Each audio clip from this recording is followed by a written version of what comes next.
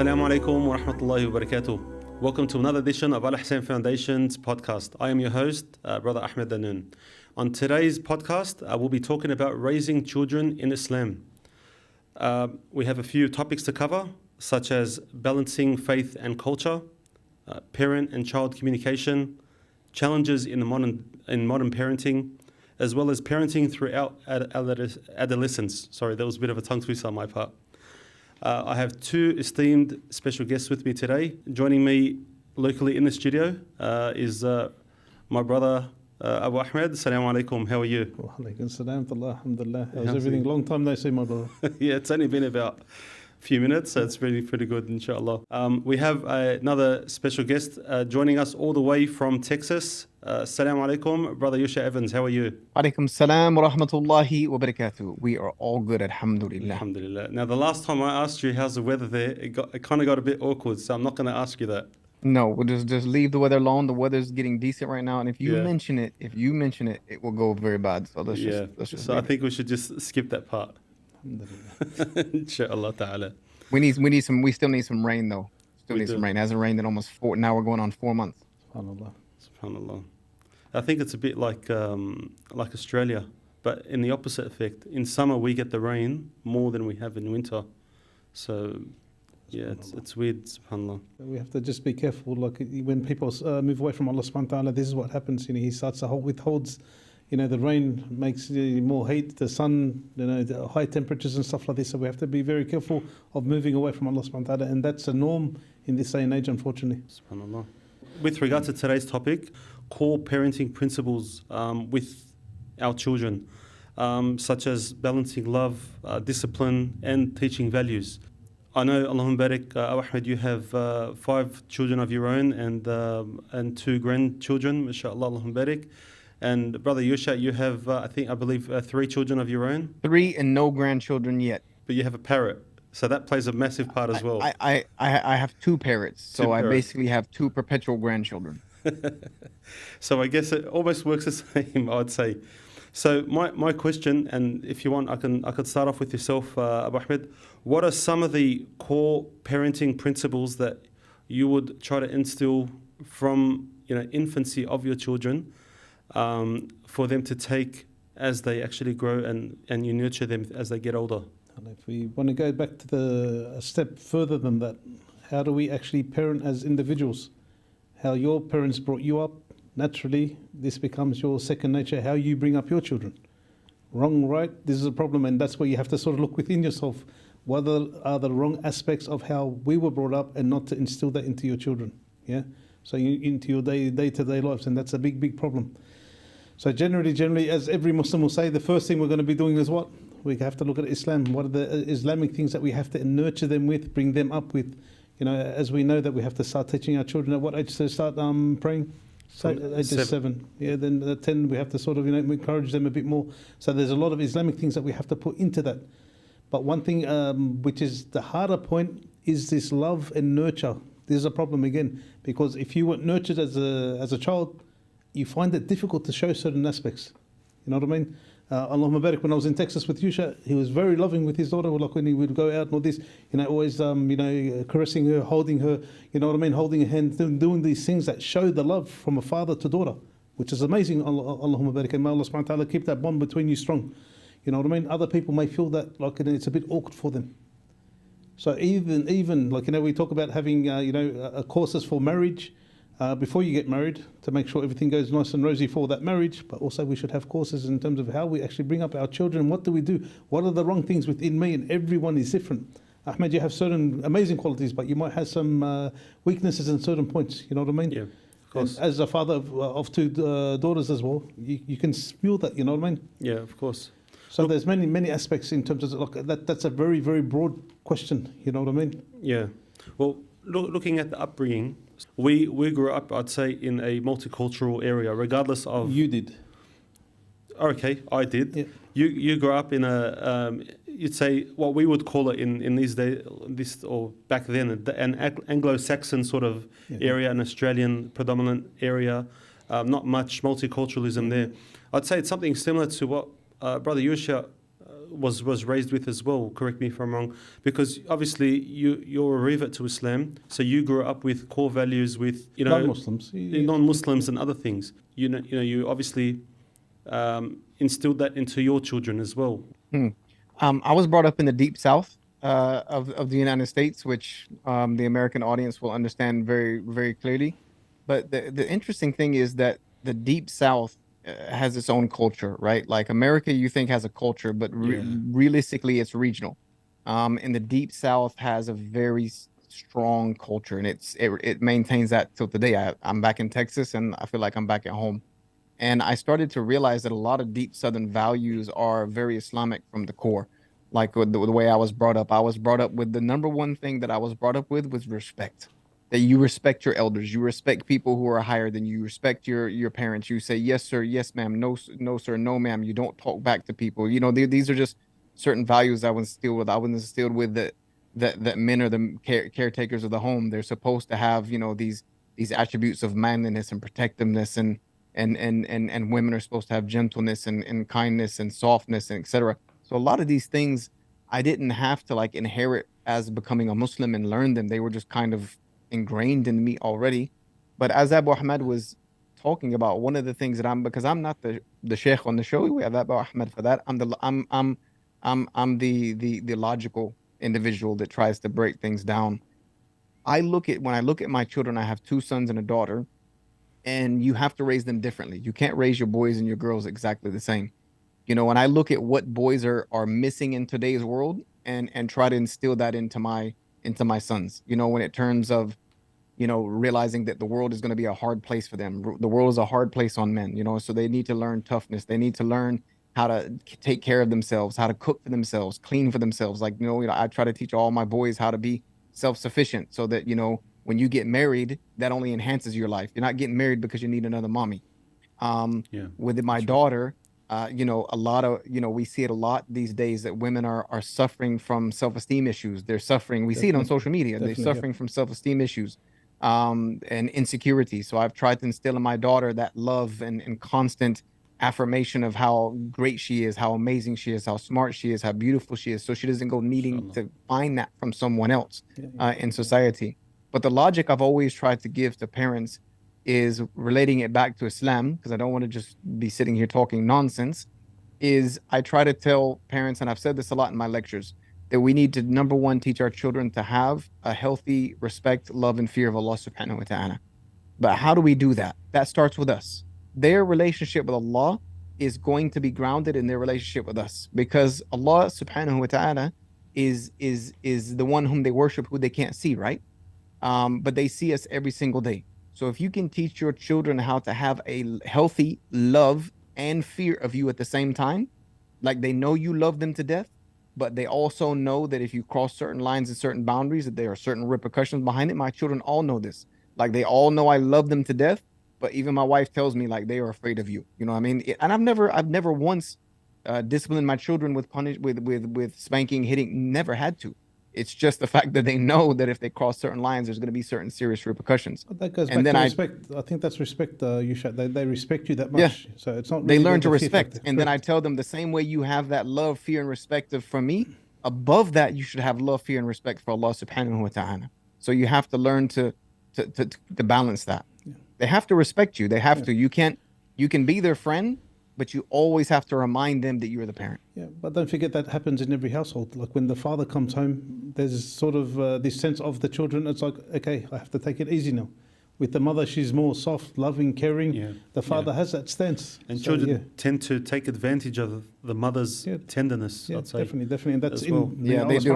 Except in my house, I get chastised by my wife because she, from my daughter, has to be the disciplinary, because I don't discipline my daughter too much because she can't handle it from me. It's like when I discipline her, it's like the end of the world. Like she thinks the whole world is crumbling down, and she cries until I fix it. Yeah, but I also am very worried about teaching that, because we know the hadith of the Prophet ﷺ, that towards the end of days that parents would give birth to their masters. You know what I mean? Like the children would become the masters. Yeah. And we see that now. We see it in today's world. I see it all the time, especially on social media and in public. Children who treat their parents like they are the owner and the parent is the slave. And we're And seeing that that is what we see from the hadith of the Prophet sallallahu alaihi wasallam. 100%, 100%. So what, like if, and I pose this question to both of you, what are some of the strategies that you can share that, we can, build on that? And also, we don't actually rely on technology to teach our children, but obviously the parents teaching the child these sort of core and fundamental values. Look, I personally think that's got to do with age and understanding and wisdom. The older you get, different strategies. For instance, going back to my oldest two, Ahmed and Bilal, we had, I was still very young, not very mature, and I can admit that now, where the strategy with the last three that are living at home now is totally different. You know what I mean? What I use now, when I find that very beneficial, where just, me dropping off my children to school, I may have a discussion with my oldest daughter that who gets dropped off first. So I have a discussion with her. The one in the back is listening, obviously. Then he swaps, sits in the front, and I have a discussion about him. Classic example, he saw a dog on the street and he goes, "Oh, that's a canine." And I was sort of taken back. Child, in this day and age, calling a dog a canine, I found that fascinating. I said, "Dad, how come you're calling that a canine? Where'd you get this word from? Do you understand what a canine is?" He goes, "Yeah, it's a dog." My head, I need to teach him a little bit more. I go, "You sure that's the only animal that is a canine? Is there other animals that are canines? Of course, there's different Wolves, breeds. coyotes, this, that, whatever it may be." So I sat down, as you're saying, technology, time, discussing, letting him sort of look up to you because you're educating him. Not that I'm saying it, but we're watching now something that I taught him. You know what I mean? And that one-on-one time, I think, is crucial. Crucial Yeah, of course. for the upbringing of the children. I had a discussion with my daughter yesterday. My wife's like, "Oh, she came back and acted a little bit different in something. Did you talk to her?" And I said, "Yes, I did have a firm word, as you said, no beating, no what do you call it, but a stronger approach to an opinion that I had, and she took that on board." You know what I mean? And that's going back to roles, and you and your wife having, you have to work together on this. You can't both be tough, and you can't be both be soft. You know what I mean? Yeah, and you can't work against each other, which is a big problem in marriages where the husband and wife aren't seeing eye to eye. Each one pushes their own agenda, and that's a big problem. Yeah, You have to correct. be working together for the benefit. You have to be on the of same page. Correct. Yeah, that's one big part of it that Abu Ahmed just mentioned, is that the parenting begins with the husband and wife being on the same page. If you guys are not on the same page, you're going to have a problem, and you're going to find children that manipulate that. Yeah. And they will manipulate that. But one thing I found very, very beneficial is, number one, you need to instill in your children the understanding that they can come to you. Yep. You know what I mean? Like they need to be able to come to you with anything. You know what I mean? With knowing that you're not going to automatically, jump to conclusions or automatically punish them for every little thing they do. They need to know that they can come to you with the most crazy things they've done, the most crazy ideas they have, and that you are actually going to listen and sit and try to talk to them. Because if they don't talk to you, they will be talking to someone else, and someone else will be giving them advice. That's something I try to tell a lot of parents. And I've talked to so many people in my counseling sessions now that don't go to their parents for anything. Like, they're afraid to go to their parents, and that is a huge problem. That's our biggest battle, the influence of the Yeah. outside. Because when they're going of to course. school for 7 hours Somebody's a day, going to teach your kids. 100%. If you don't ideas. let them think that they can trust you, they'll find somebody else to trust. 1,000%, and generally they will take their friend over the parent because the parent aren't giving them fun, and they just want to have fun and have a good time. We come home and say, "Hey, take it easy, calm down." So with parents that want to adopt this, and let's just say they have almost a zero no foundation in regards to building this sort of trust with their child or their children, like what are some of the strategies that you would recommend to start that, whether it's a father or a mother? I realize that if it's a mother and daughter, there's a connection there that's closer, but obviously there is always that connection between daddy and daughter. But how do you progress on that? You have to, number one, find common ground. You know what I mean? You find common ground with them, common interests, things that you can relate to, things that you might not even necessarily be interested in, but you find interest in it because it's a common ground that you can find with your child. It's the same way like a husband and a wife. We have to find common interests that we like in each other. There's certain things my wife likes to do that I do with her. I don't necessarily tremendously like them, but she likes them, so I like them, and so we do them together, and vice versa.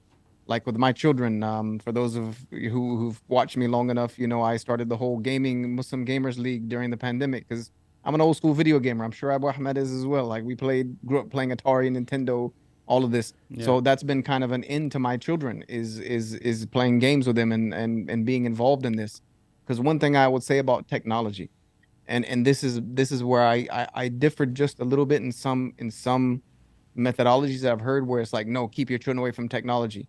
And I'm like, if you keep your children away from all technology, you're not setting them up for the world they're going to live in. Right. You know what I mean? Like, they are not growing up in the world we grew up in, where technology was not necessary. We could live without it. They are living in a world where technology is going to rule every part of their world.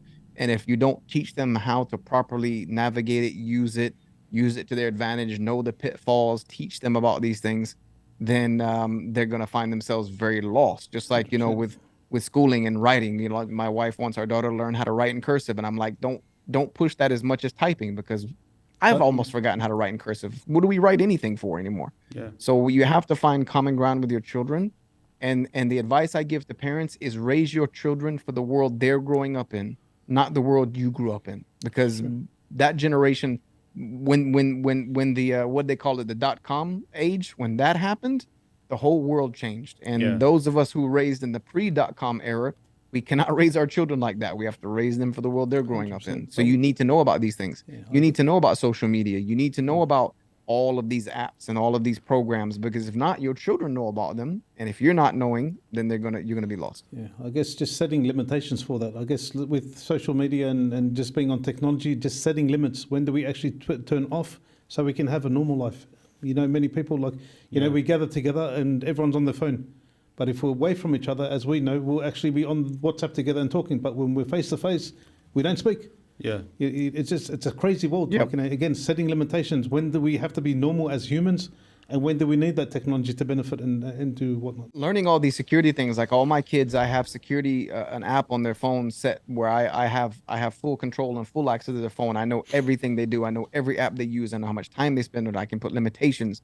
I know every website they go on. I can put restrictions. Like, all of this is super important. Yeah, that's the way you treat things. But other people may say you're too controlling. Again, from parent to parent, this is going to differ. But that's where people make mistakes. So they'll let their children go a little bit too far.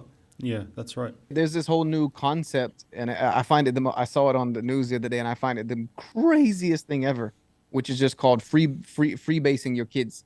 Basically letting them do whatever they want. This is a new thing that's coming up. Like, let them just do whatever. Let them choose what they want to eat, what they want to drink, when they want to go to sleep, what they want to wear. That is, I'm just like, what? I think there's a school like that here. They said it actually won some awards or something in Australia. I forgot which one it is. Of course they did. Yeah, they dress no uniform. They'll come in and they just basically learn whatever they want to learn. So if someone just wants to cook or sew or do whatever it is, it doesn't have to be technology based or educational based in the essence of the old type of education that we used to learn. But see, with that sort of education, regardless whether they mean well or not, but then they'll tend to lose the focus of what, for example, Yusha was bringing up. When he was brought up, and I'll use you as an example because you made mention of it, what was instilled into you when you came across to Islam is the respect for elders and other things.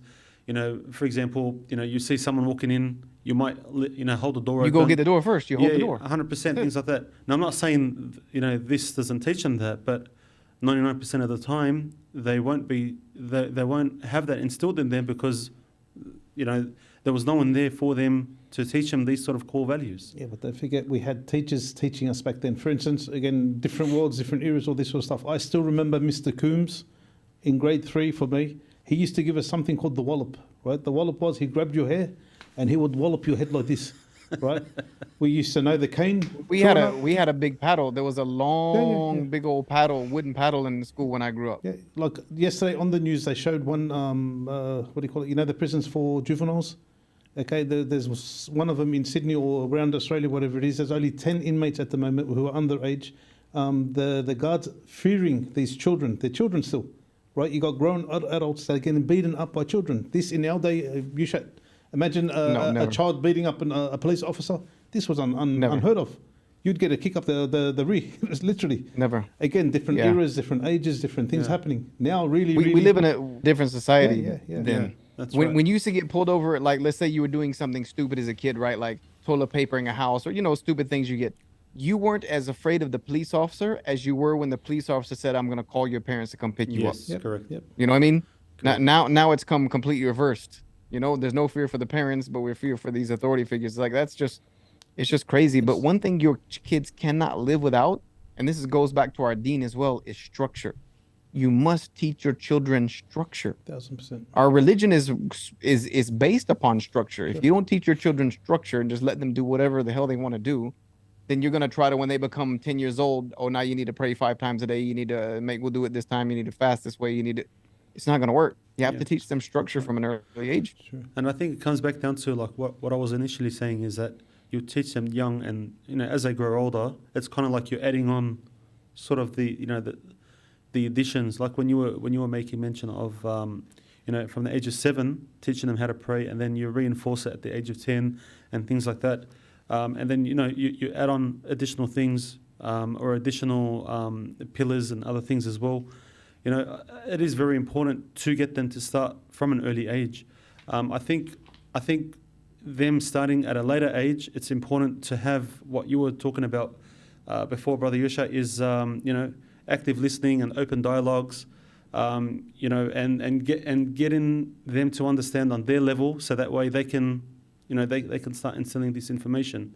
You have to figure out what works with your children. You know what I mean? Like there has to be structure, and there has to be encouragement. There also has to be repercussions. You know what I mean? Like Abu Ahmed, like for us when we were growing up, the repercussion was the wallop or the stick. Why? Because there was nothing to take away from us. The only thing my parents could take away from me was the freedom to go outside. You know what I mean? I would get grounded. Now we can't even get our kids to go outside. Yeah. So what do we have? We have these things. Like for me, it's technology. If you do such and such, you lose your access to your computer. You lose your access to the internet. You lose your access to your phone or your iPad or whatever. Telling them to go outside or telling them to go outside, that's a punishment now. Get out of the house. They're like, why? What did I do? And I guess another problem is also each child is different. So what may work for the first may not work for the second and third. Every child's different. Everyone has, different sort of temper and, you know what I mean? Each one learns different. Some are smart. Each, like, when they say, your fingers are not all the same size, that is exactly the same thing with your children. Yeah. You may have one child that is very confident, the other child gets peer pressured and bullied, for example. Yeah, definitely. And these are some of the things that, as a parent, you also almost share and face with the child, to build that self-confidence and also to protect your child and other things as well. If you do experience your child having these sort of issues like peer pressure or external influences and other things, I'm not sure if yourselves, you've experienced that with your child or anything like that.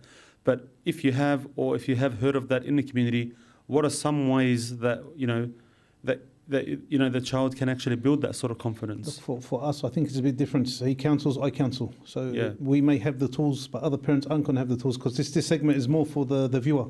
Right. Don't be scared into bringing someone in. For instance, you got an imam, you got a close friend, there's a professional. Sometimes you might make the wrong decision for your child, without you seeking that knowledge, because you could be ignorant from this. If your child's being bullied, how do you lift their confidence? You with me? Yeah. And that depends, again, going child to child. I might say something now that may not work for that child. So it's an individual case by case. Don't be afraid to ask for help. There are plenty of times I wish there was like Abu Ahmed said, raising my first, who was 17. I had him when I was 26 years old. Like I didn't know what I was doing, and I didn't really have a great role model in my parents. But so I learned along the way. But I wish there was more outlets like there are now to reach out to get help. Like I have a lot of counseling sessions now where I have parents bringing me their children, to try to help them with certain issues because they're like, I don't know what to do. And that's where it is. If you realize that you are in over your head, then get somebody to get some help. Don't be afraid to ask for help. It is not a failure as a parent to ask for help. That's actually a strong position. It's a sign of strength that you're willing to acknowledge the fact that you're in over your head and you need some help. And a lot of children will accept from other than their parents. Yeah, that's right. Like you might say the same thing as a parent, but because this person said it in the exact same way, but because he said it, they'll accept it from them. We had an example because we do a lot of children activities in our musalla. One of our imams spoke to, I think he's a 15 or 16-year-old kid who didn't pray. The parents tried their best. We got a message back to say, may Allah reward the person who spoke to my son. Now he's starting to pray.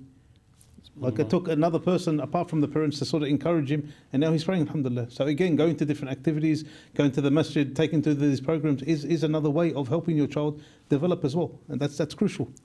Well, one thing, and it's good you've made mention of the age there, is as they get older, they obviously, I have a thing with my daughter, she's 16, but I say that she's 16 turning 25. And what I mean by that is that she thinks that that's it, she knows everything, everything there is to know about the world. Different strategy, mister. You need to take the different and things like strategies. that. So the reason why I'm bringing this up is because obviously as they get older, they become more, more independent. Independent, right. Yeah, if you want to say that. So given, the proper strategies to teenagers gets a lot more difficult than raising them as a 7-year-old child sort of thing. Definitely. Giving them the independence that they deserve, but at the same time, providing them with the right, values, with the right education, coming from an Islamic point of view, and giving them the, something as simple as, charity, for example, or something as simple as, ensuring that they pray, as you made mention of. How can we maintain that sort of things to be instilled in our children as they get older? For my strategy with my own children, it's more now I have to try to befriend them. I sort of take a step back. Yeah. Then I keep reminding, I'm not going to just go mute. You have to pray, get up. Don't forget the time. Like you find yourself like a parrot. You're always talking over Correct. and over and over and over again, but you have like to be a broken persistent record. because Right. in this day and age with the children, they're very fragile. You push too much, you force, you've broken them. They can take off. And how many people are missing? You always see it on Facebook and other social media. Police Yeah. are saying, have you seen so-and-so? Have you seen so-and-so? A lot of them are who? Muslim children. Correct. Us living in this time where the sensitivity, the less fear. Like for instance, Yusha, back in our days, many people would not run away from home because if you run away from home, when you get back home, what's going to happen? You get a cop. Yeah. You're going to cop it, man. You know what I mean? We Yeah. had a different. Now it's like, you can't touch me. You can't do anything to me. Don't raise your voice at me. Who are you? Who do you think you are? This is just the way the mentality is. Unfortunately, this is how it is.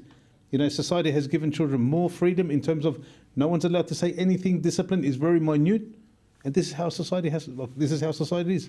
So befriending your child at the age of 15, 16, 17 will be better for you in terms of just getting them to trust you more.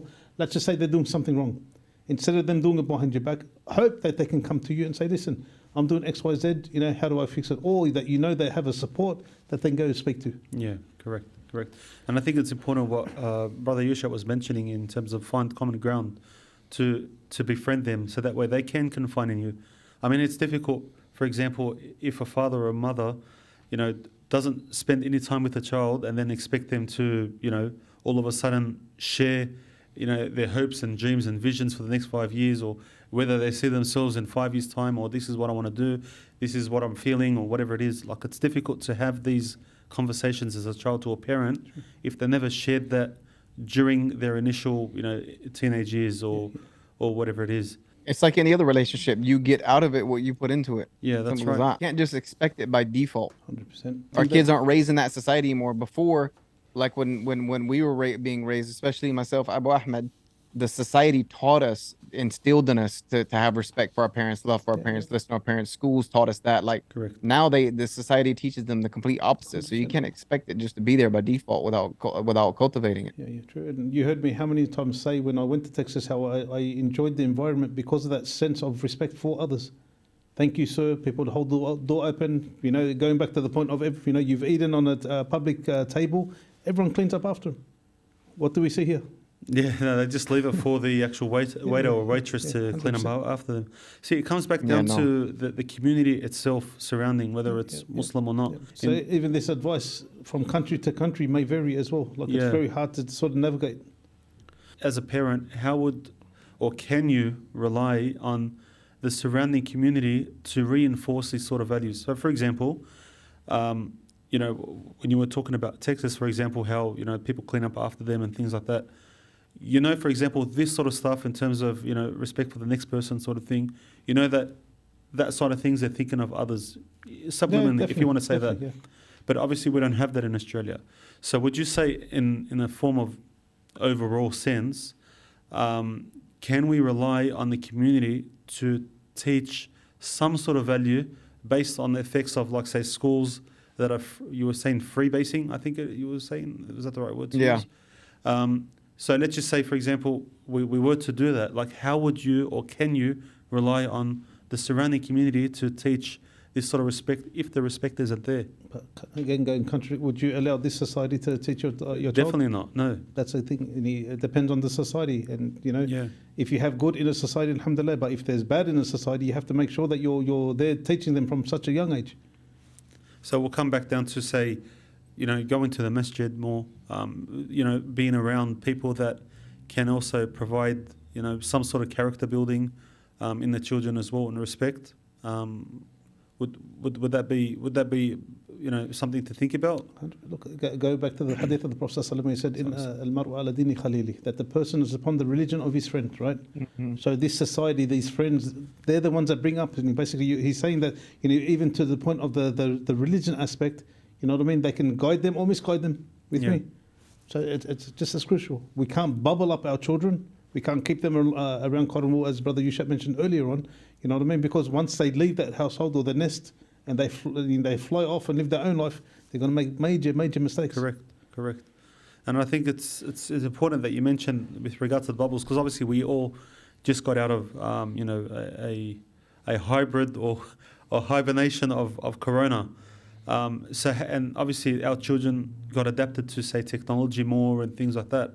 So how can we re-emphasize Islamic education into our children, on the basis of that sort of things, like whether it's going out more into the Islamic environment, or would it be more in terms of using technology for Islamic education? What are some of the things or some ways to do that? Well, when it comes to technology, that's one area, but the first thing you have to do is be the example. Your children will follow your example more than they'll follow anything you teach them. That's just the way their fitrah is.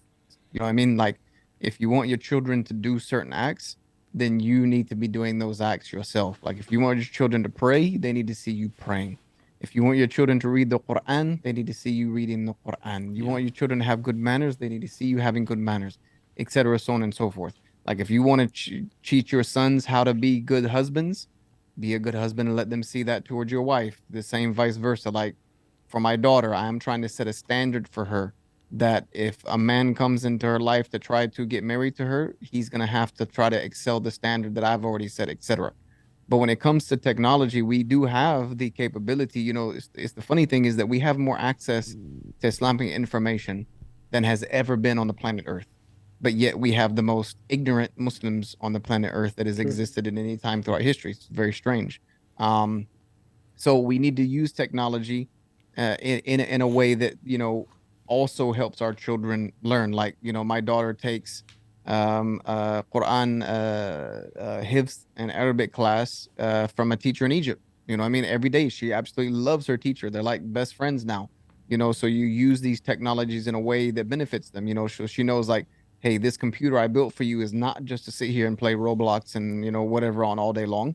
It's also for learning. It's also for learning the religion. It's also for learning Arabic. It's also for learning the Quran, etc. So you have to find that balance to where kids are not just enjoying technology, they get something from it, but you're not going to beat them with anything better than the examples that you show them.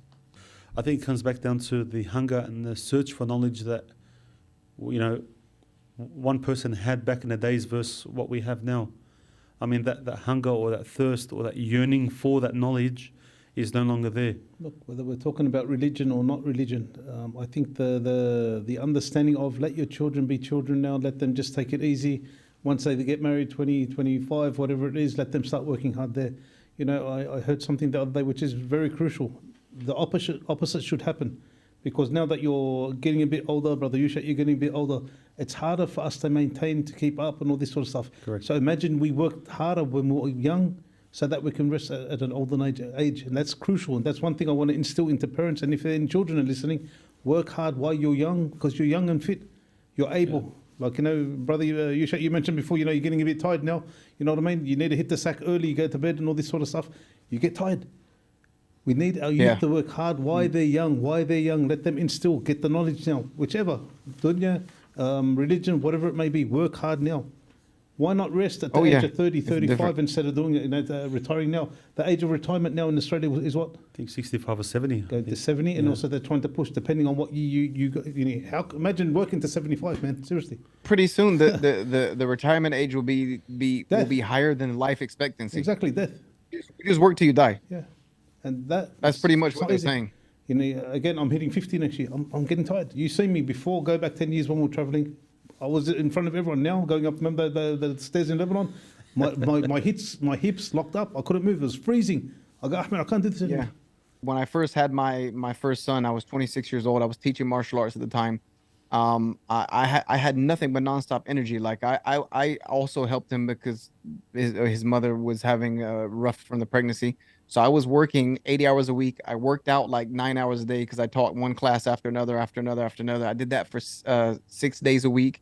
I took care of him. Like I had nonstop energy. Yeah. Now I still get up 5:30 in the morning, but by like 8, 9 o'clock at night, I'm like, I'm fading. And it's before it used to be kind of like a gradual get tired. Now it's just like you get to this certain cliff and it's just that's it. I'm not good for anything after a certain point. So really, in reality, if we could get our children to work harder now and explain that to them, and this is always my discussion with my youngest, it's like work hard now, work hard now. Don't worry about this, don't worry about that. Like really, if you sit on a game all day, what are you going to benefit from? Correct. You know what I mean? If you're reading something, learning something, working, doing, saving some money, doing whatever it is, invest, buy, sell. Like alhamdulillah, my son Yunus, tabarakallah, he started on his own. He'll buy something, sell it, make money. Wallah, I'm so proud of him. You know what I mean? It's a good thing. This learning of tijara and other things opens up their brains, their minds, their future. Yeah, that's right. But if he's going to be just a normal 16-year-old playing soccer all day or whatever it is, just bumming out with the kids and stuff like that, there's no real benefit. Let them have their fun. We're not saying don't you just cut all that off, no. But a bit of time for this and a lot of time for that. So later, they can rest. I'd like to take this opportunity to thank you both for coming on online, inshallah. I think it's good if we encourage the viewers that watch this podcast to share their thoughts. In the leave their section. comments. Leave comments below what you found as good advice, because you might have another parent that come on here that's looking for advice, and you can give something down below in the comments. Correct, or even areas that that they wish for us to discuss as well. I think it's important as well, inshallah. Or future topics they'd like to see discussed. Not only that, I think we're starting our tours soon. I know you're in the UK, Brother Yusha. Starting on next Saturday. Yeah, inshallah. So I'm there a little bit late, but I'm sure we're going to head off to Texas and the US and start doing a few conferences and other things. We're going to start hitting the road here in the States. Yep. Inshallah. So inshallah, we encourage that, inshallah. And then we're going to be going to Lebanon as well. Then from Winter Appeal, we're going to be somewhere. We're going to be all over the place. Where in the world are we next? That's going to be the podcast. Yeah, I think for Winter Appeal, I think one of the new countries we're entering is Pakistan as well. Correct? We're trying to. We're working on getting into Pakistan, inshallah, for this Winter Appeal, which I think is going to be a good venture, inshallah. Inshallah ta'ala. May Allah subhanahu wa ta'ala reward you both. Thank you very much for coming online. It's always a pleasure to have you both. I look forward to the next podcast, inshallah. So this way we can make sure we see more of each other, inshallah. And before we leave, Abu Ahmed, you want to leave us with one parting advice that you would give for parents? Because we've talked about all kinds of things. What is one sum up sentence you would give to advice to parents? If I was to use one word, wisdom. Use your wisdom. Because again, I just came out of a counseling session of two people breaking up. And the lady, she left and she said one word to me. She goes, "You're very patient." I became patient because of wisdom. Use your mindset. Look at the situation, analyze it. What's the best thing for that? For instance, if you're just screaming at a child or sending them to a certain way, what's the benefit for that child? Just wisdom. Use your wisdom. Use your knowledge. You know what I mean? Growing up, use it. The mistakes you made, use the wisdom. And that's one benefit that we have, inshallah. So just to simplify things, wisdom, just keep that wisdom, inshallah. Inshallah. Dannoun, but what about you? What would be your parting words of wisdom? I think patience and, befriending. I think it's very important, especially with, for example, my older daughter. I found that I need to, connect with her more. And alhamdulillah, that's working great. It's more them, it's more us being their friend as opposed to their dictator father, if you want to say that. And they tend to relate to you more and befriend you more and confine in you more by you listening to them more. I think, active listening and just conversations is very, very important regardless of the child's age. But as they get older, that becomes more crucial and 100%. critical.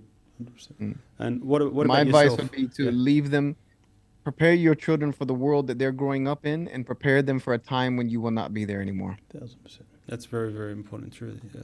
If we all live to old age, one day our children will have to live without us. So they Yeah. got to be ready for that. You don't want that mentality that is in the back of your mind, set thinking you need to technically live forever because your child won't be able to live in this world without you, sort of thing. You want to give them that sort of independence. You look at yourself, you look at your parents, how many things have you picked up from your mother and father? Yeah. I guarantee right. you think, oh, my mum would do something, my father would do something, I've got their mentality. Yeah. Some people, like the way, if they've got OCD or the way they clean, cook, do whatever it is, it comes from the family. Thank you once again, inshallah. And we thank the audience, inshallah, for taking their time to watching this podcast about raising children in Islam, inshallah, and the community in general. Till next time, we look forward to having you on the Al Hussein podcast in future, inshallah. Jazakumul khair. Assalamu alaikum wa rahmatullah, Brother Yusha. Assalamu alaikum wa rahmatullah wa barakatuh. Abu Ahmed, and assalamu alaikum wa rahmatullahi Wa wa alaikum barakatuh. assalam wa inshallah. rahmatullahi wa barakatuh.